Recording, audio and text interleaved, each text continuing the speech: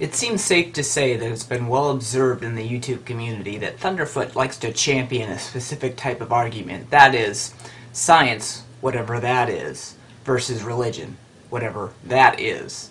I say whatever that is because, unfortunately, these terms are never really fleshed out in detail. Sure, Thunderfoot in this video that I'm responding to defines science via an acronym, PEARL, that is, Physical Evidence and Reasoned Logic, but this is far from a robust method of discovery. For example, the definition of science he gives seems to contain several deficiencies. For example, a priori knowledge does not count as evidence. Science as a method falsely contains, rather than depends, on logic. Empiricism trumps rationalism, and the banner of scientism is flown high without even recourse. I've argued against all these inherent deficiencies elsewhere, but the point here is that we have to comment on method. And the truth is, there is no universally accepted method of the scientific method. Again, for example, consider the following options. Should we as scientists follow the scientific method via inductivism, or should we follow the hypothetical deductive model? Or perhaps even should we follow the eclectic model? There is no ironed out methodology or definition for the scientific method, and this is exemplified from debates that range from whether science should be abductive versus adductive, to disagreements on basic scientific explanations versus covering law and inferential modes of explanation.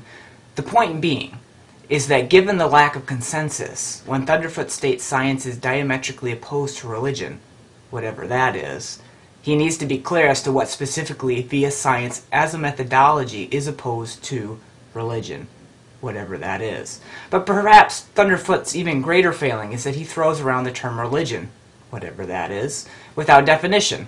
Thunderfoot includes in his latest video Norse mythology, Christianity, and Islam together under the umbrella of religion, whatever that is. But what exactly makes these religions? Is it the proposition that there is a God? Well, I think not, for there are multiple ideologies that do not believe in God that are traditionally labeled as religious. For example, some forms of Buddhism and Taoism. Again, obviously, if we wanted to hold religion's defining feature as ascriptions to faith and trust instead of rational evidence as a holistic view, then this includes most, if not all, ideologies, since we cannot prove everything. No, religions are best seen as ideological systems of belief which include scientific statements but are not dominated by them, and this leads us to Thunderfoot's main argument in his video, The Problem with Religion. Let's move to that step by step. Thunderfoot argues that we need predictive models to aid our decision-making which have utility. Okay, I'll grant the usefulness of science in this respect. What is Thunderfoot's next move? Well, he argues that one method that dominates all others is PEARL, which he includes to be science. It's very successful, Thunderfoot states, for we have many examples of benefits from this method, and he provides several of technology. Lastly, Thunderfoot states one hallmark of this method is convergence, or as he defines it, as more evidence is gathered, it counts for more observations and has more predictable outcomes. So where are we so far in this argument? We have the following claims. 1. Predictive models aids our decision-making. Check. Agreed. 2. The one method that dominates all others is science. Disagree, for while science is very useful in many respects, it cannot dominate ethics, for example. For it cannot even begin to predict ethical decision-making and the oughtness of moral accountability. In this sense, then, science fails in predictive value. Perhaps we should say instead that science is but one tool in our toolbox of many, but it is not the tool for everything. Third claim, convergence is an effective criterion and methods that assist our decision-making again. Check, I agree. So overall, I agree with Thunderfoot's first tier, with the notable exception that I don't adhere to scientism, for it is self-refuting. On the one hand, scientism is not itself a proposition of science, but a philosophy, and on the other hand is very limiting, goodbye ethics and aesthetics. But the next move Thunderfoot makes here, and his subsequent support that he gives, is very logically misconceived. Thunderfoot states that religion, whatever that is diametrically opposite of science, and is a poor model for predictive capabilities. It is divergent, Thunderfoot says, for at the inception of Christianity there was consensus, but then over time we now have thousands upon thousands of sects of Christianity. Thunderfoot estimates 30,000. Moreover, we shouldn't allow these people to be divergent, Thunderfoot argues, because Christianity, now we're picking on a specific label within the wider label, allows for atrocities, for example the flood, or the command to slay thy neighbor. Well, what should we make of this second move, or this second tier? Well, first of all, even if we grant the aforementioned statements and assume that religion is divergent in its methodological sense that Thunderfoot is trying to argue for, merely pointing to a member within the class does not establish the class as divergent. In other words, assuming Christianity is divergent for a moment, the mere fact that it is divergent does not logically lead to the fact that Thunderfoot's poorly defined ideology of religion is divergent. Lest Thunderfoot wished to be guilty of arguing from the fallacy of composition, and I doubt that Thunderfoot does not want to rest his entire case on a fallacy.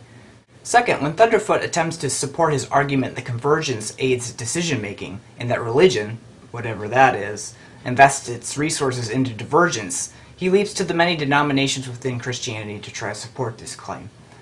But how, pray tell, does the supposed alleged differing sects of Christianity establish that Christianity is divergent when it comes to decision-making?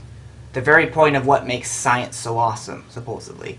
Based on Thunderfoot's example of convergence, that is, as more evidence is gathered, the more established a theory or tool becomes, the opposite, divergence, would seem to imply that evidence does not establish the theory or method's effectiveness. Okay, so we should expect arguments that suggest that religion, whatever that is being disproved by evidence. Do we get those arguments? No, we don't. We get that there are multiple positions within Christianity. Again, how does this establish religion, whatever that is, as divergent in the methodological sense of decision-making? I could go on. I could talk about the danger of talking about Old Testament ethics without studying the context of these laws. I could talk about quote mining. But I think this suffices for now.